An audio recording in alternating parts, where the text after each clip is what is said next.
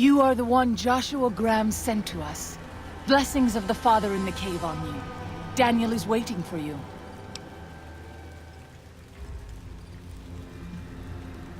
Asaro's Yao Guai fist is a sacred symbol. It shows that we belong to the tribe and have willingly undertaken a dangerous quest to aid the tribe. Each Sorrow makes his own, and only after hunting and slaying a Yao Guai that threatened our people.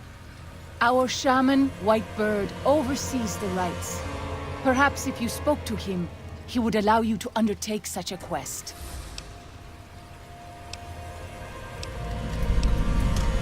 Daniel is a wise man and a great friend to the Sorrows. He taught me to speak the language of New Canaan, the English from the holy books.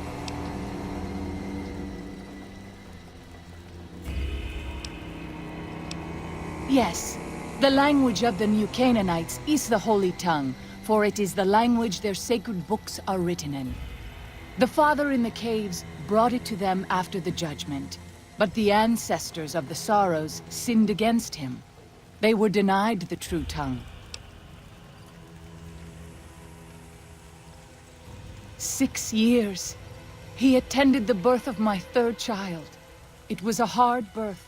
The river nearly carried my water to the Father, and my child's with it. Daniel knew the ways of New Canaan's medicine. He stepped in and saved both of our lives. After the birth, I asked Daniel if he would teach me what he knew of childbirth. He agreed, and so here I am. What would you speak of?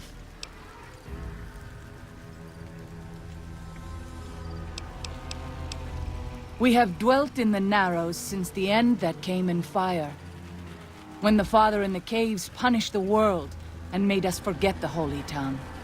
We have had good relations with the other tribes in the valley. At least before Salt Upon Wounds brought his Whitelegs here. We have Daniel to thank for our continued existence. His advice and help has kept the Whitelegs from overrunning us so far. I do not know how long even he can protect us, though.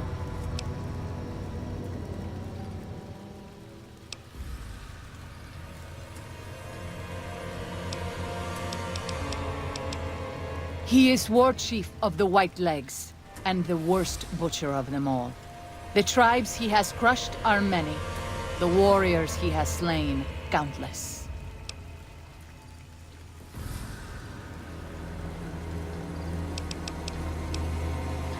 Have you not heard of the god of the New Canaanites?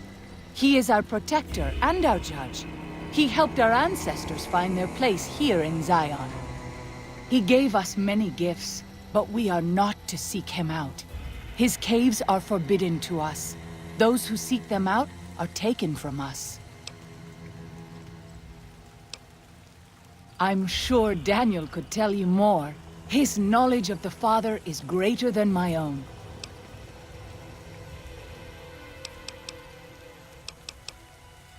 Waking Cloud is my name. I am midwife to the Sorrows. It sounds ill-omened, no? Midwife to Sorrows. The children and the old have already been evacuated from the camp. They are safe enough, unless the Whitelegs come for us in force. I tend to other hurts and sicknesses that afflict our tribe. I also scout the valley for the herbs I use in my medicines.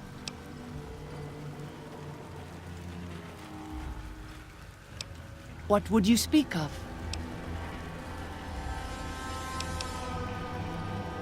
Then I will look forward to our next speaking.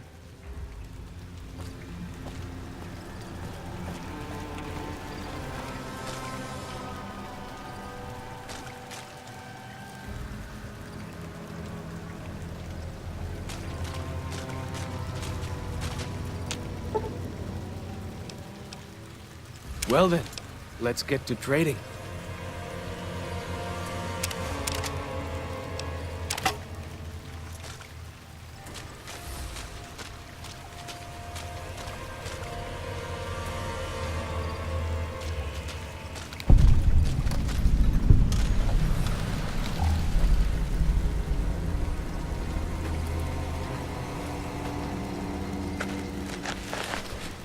The Dead Horse has told me details about the attack on your caravan.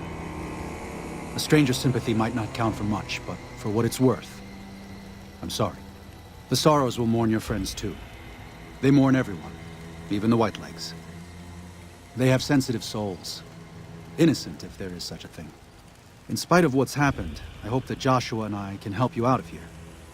But to be frank, we need your help too.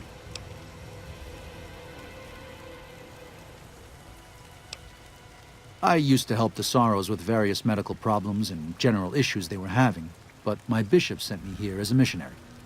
We New Canaanites believe that there is a path to salvation for everyone, and it's important that we set people on that path if they are willing.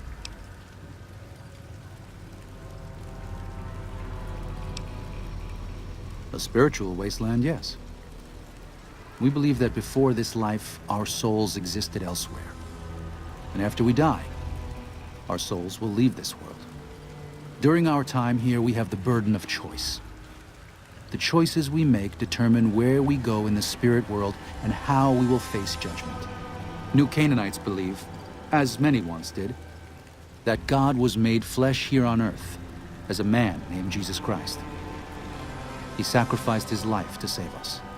Every sin, every terrible thing that you, me, or any one of us have done for all time was washed away by his blood. We just have to accept his love. That's why we visit the tribes, to spread the good news. For all we know, we New Canaanites may be all that remains of Christ's followers.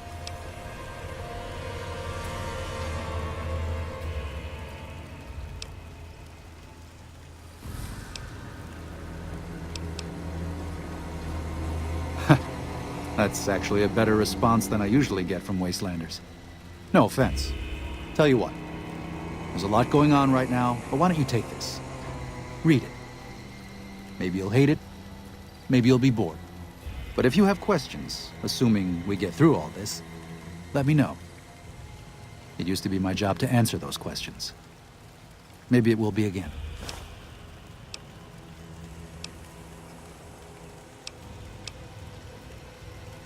There's an old saying that goes, if you want peace, get ready for war. You've got me figured half right. I'll shoot dead any white leg that tries to creep into this camp. But it's only to protect the Sorrows. The Lord helps those who help themselves. But the Sorrows don't know how. Joshua and I do. Since I got them into this mess, I need to get them out.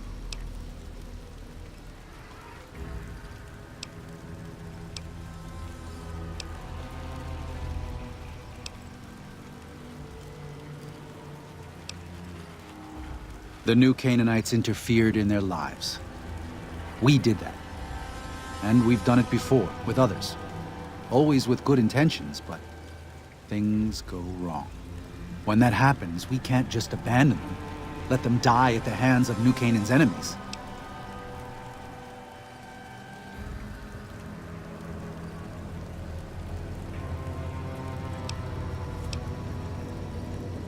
Joshua doesn't just want to fight the Whitelegs, he wants to annihilate them. The stakes are too high for their tribe. Hurting them won't dissuade them. If they can't join Caesar's legion, they'll die out in a generation. They've never learned how to survive. Food preservation, tanning, even basic hunting and cooking seem beyond them. They only survive by scavenging and raiding. But that can't last. They'll only stop if Joshua and the Dead Horses can kill their war chief and their entire war band. That's exactly what he intends to do.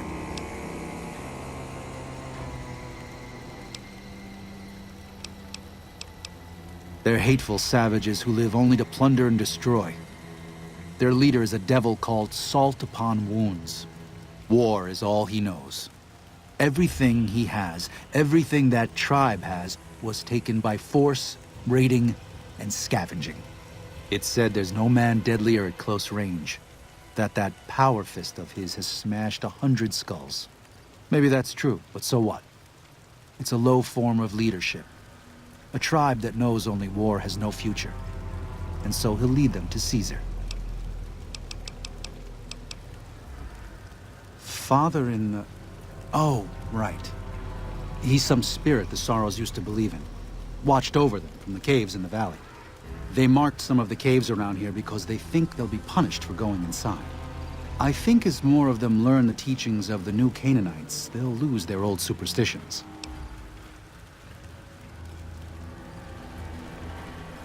Oh? Oh. Of course. How stupid of me. They probably also think Mary is the mother and Jesus is the child. No wonder they picked up on things so easily. I guess it just goes to show how difficult it is to communicate sometimes.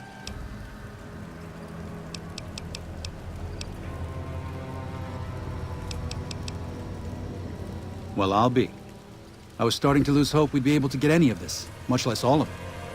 Tribals are smart, but, well, they're ignorant.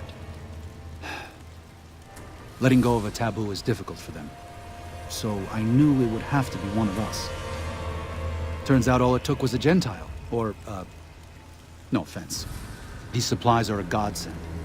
But if we're going to evacuate Zion without drawing more White Leg attention, I need you to go back into the valley.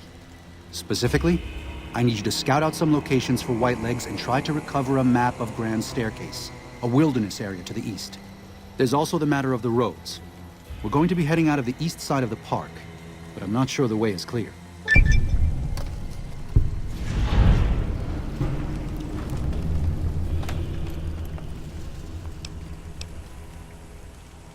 I appreciate the enthusiasm. There aren't a lot of people in the wasteland with kindness to spare for anyone who isn't kin. Since you've been poking around the valley, you might see more activity from the Whitelegs. One of the Sorrows hunters, Waking Cloud, has volunteered to help guide you through the valley. She has a special talent for staying out of sight. After this, it's just a matter of getting everyone out of here safe and sound. And hopefully, you can head back to the Mojave without any more trouble.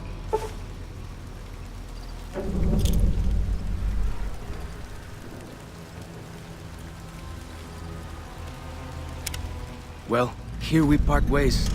I'm needed back at the Dead Horses camp. Maybe I'll see you there sometime.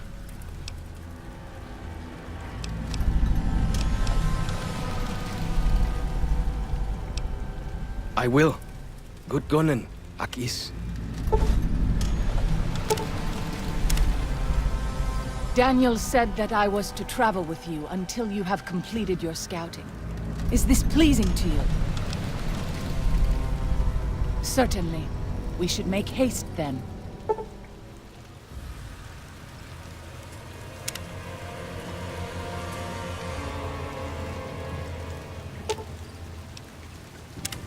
Katubiu.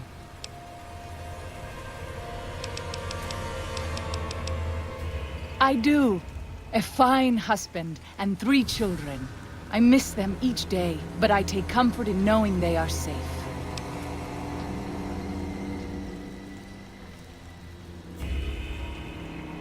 When we learned that Salt Upon Wounds had defiled Zion with his presence, Daniel ordered the children, the old, and the sick evacuated from the camp. My husband volunteered to lead the hunters that went with them for protection. I try not to worry about them, but we have had no news for so long, and Daniel seems sad when I ask him about it. Sad and a little frightened.